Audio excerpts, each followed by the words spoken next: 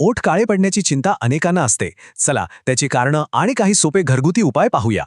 सगळ्यात आधी हा प्रश्न, धूम्रपान न करताही ओठ काळे का पडतात? खरं तर ओठांचा काळा रंग हा फक्त सौंदर्याचा मुद्दा नाही, तर तो शरीरातल्या काही समस्यांचे लक्षणही असू शकतो. सगळ्यांना माहीत असलेलं कारण म्हणजे धूम्रपान. यामुळे एक विशिष्ट कंडिशन तयार होते.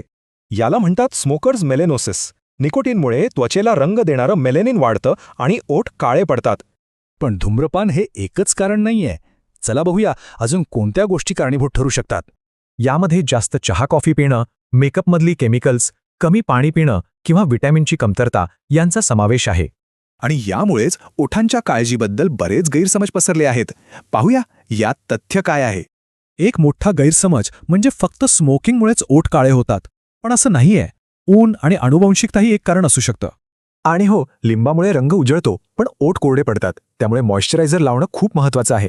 मग यावर नैसर्गिक उपाय काय? चला काही सोपे घरगुती उपाय बघूया जे नक्कीच मदत करतील. सगळ्यात सोपा उपाय म्हणजे स्क्रब. साखर आणि मध एकत्र करून लावा. याने डेड स्किन निघून जाते. त्याशिवाय रात्री झोपताना तूप लावू शकता.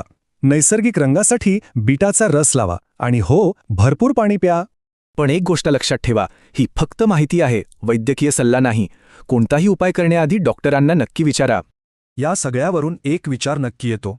आपल्या ओठांचा रंग खरंच आपल्या आतल्या आरोग्याचा आरसा असू शकतो का?